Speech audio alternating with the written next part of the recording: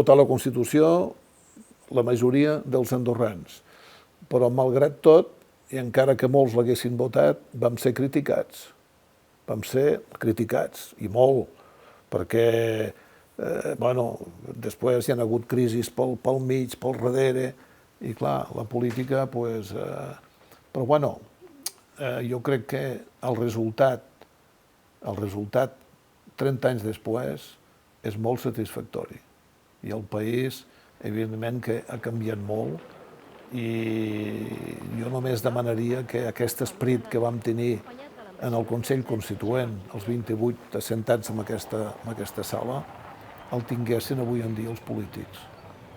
Perquè Andorra ha canviat, cada vegada és una època diferent, ja en soc conscient, però crec que aquell esperit d'amistat, de respecte i de ganes que el país vagi bé, no sé si avui en dia és el mateix que anys enrere.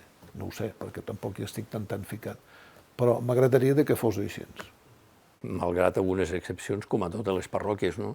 Però no va costar molt convèncer perquè posaves en una balança era més important tot el que aconseguíem, tot el que avançava el país amb una Constitució que el que deixàvem pel camí, perquè evidentment no estàvem tots al 100% d'acord amb tots els punts de la Constitució, però clar, s'havia de mirar globalment i penso que mirant-ho globalment és el que realment ens ha dut a aquesta pervivència.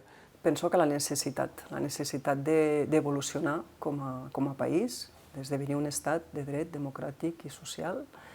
Penso que calia també donar visió d'Andorra a nivell que tinguéssim un reconeixement internacional i la Constitució era necessària. Nosaltres no teníem una Constitució escrita, no? I era necessària per aquests aspectes i per altres, no? Però sí que calia fer-la. Si no ho haguéssim fet en aquell moment, s'hagués tingut que fer més tard, però era necessària per l'evolució del país, sense trencar amb el passat. Jo penso que la valoració ha de ser positiva, de totes maneres els ciutadans són els que l'han de fer.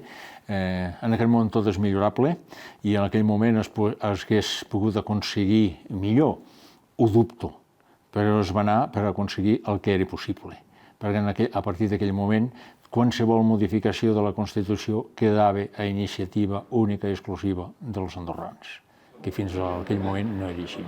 O sigui, si de manera legítima els andorrans demà decideixen per majoria suprimir els coprinces, ho poden fer.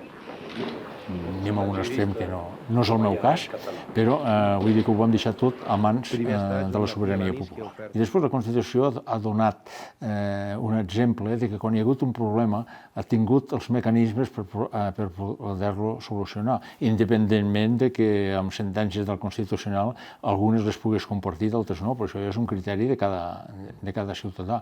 Globalment jo penso que ha donat solucions als problemes que hi havia i ha sorgit. Jo crec que l'ideal és l'ideal i l'ideal costa molt de traslladar. La Constitució havia de ser la casa comuna de tots i per ser la casa comuna de tots havíem d'intentar posar-hi una mica de cada cosa. I el que era irrenunciable per mi és a la Constitució, que l'estat de dret, la seguretat jurídica. L'altra qüestió important era que fos una Constitució que permetés el joc de governs i, per tant, de majories de diferents colors, això també ho permet. La qüestió del Tribunal Constitucional, aquí vam tenir molt debat intern sobre la seva composició i sobre el paper que havia de tenir. Una de les lleis més importants que vam fer al setembre-octubre del 93 va ser la del Tribunal Constitucional. Hi havia qui volia i defensava que el Tribunal Constitucional hi poséssim exsíndics i només exsíndics, i per sort no va prosperar aquesta posició. Jo, sincerament, que vam renunciar i que vaig renunciar a coses, sí, però jo crec que per l'exercici que m'esteu aquí imposant de fer, jo crec que ara no quedaria gaire bé que jo digués és que m'hi falta això i allò, que sincerament m'hi falten coses però no gaires. S'ha demostrat un parell de coses que a mi em semblen importants. Primera, que els andorrans, amb tots els nostres defectes i les nostres mancances, hem sigut capaços de governar-nos i jo penso que no ho han fet massa malament. Haurem tingut moments més brillants, moments no tant, però ens hem sabut governar. I segona, que a l'època que estem ja no siguem un estat feudal, de cara a Europa, que ara estem en negociacions amb una altra cosa, de cara a Europa jo crec que som un igual entre parells, no? Allò que diuen, no? Perquè ja no som una cosa estranya. Som petits però no estranys. Fins al 93 érem petits i estranys. Doncs ara som petits però no estranys. Som petits però iguals. Iguals que pugui ser Liechtenstein, iguals que pugui ser Mònaco i una mica més iguals que San Marino, que pobres, que ens ho tenen més malament. Voilà. És l'objectiu clau de la meva vida política. Bé, jo he tingut moments bons en totes les etapes polítiques que he fet.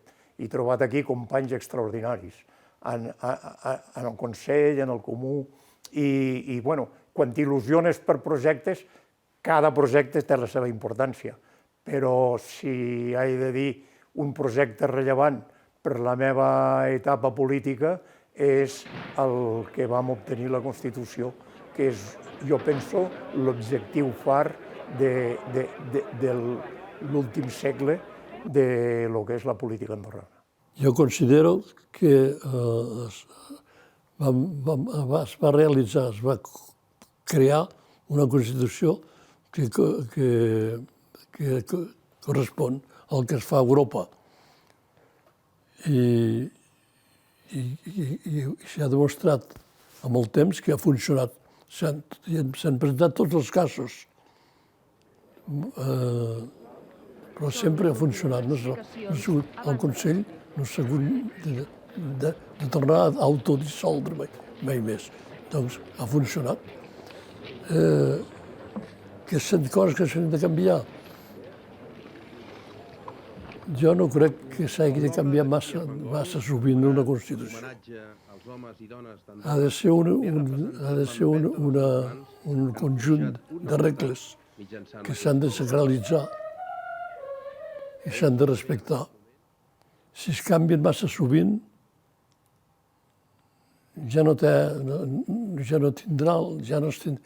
perdrem el respecte vis-a-vis de les institucions. Jo crec que ara per ara jo considero que funciona bé. Amb emoció i per part dels coprínceps i dels serveis dels coprínceps també, òbviament, perquè també s'ho van currar i la van suar, la negociació, i amb satisfacció per part de tothom. És a dir, tant la trobada que vam fer a la Seu va ser... El senyor bisbe estava contentíssim, estava realment content de l'acord assolit, el Mitterrand també, em va fer un obsequi, vam estar mitja hora xerrant mano a mano, amb molt afecte i realment estaven... És a dir, França, no oblidem que tenia certs temes de neocolonialisme que el Mitterrand hi havia estat implicat. És a dir, ell a un moment, des que va prendre la decisió, ell volia arribar a un acord. Ell no volia que ell hi pengés un dia de dir no, aquella relíquia d'Andorra continua sent una relíquia i tu continues sent un senyor feudal d'aquell principat. És a dir, ho tenia clar. I el que volia és que arribéssim a un bon acord i que pogués dir, bueno, tanquem un acord amb satisfacció amb copríncep Mitrat i amb satisfacció del poble andorrà i dels consells. Visca els coprínceps, visca la Constitució i visca Andorra.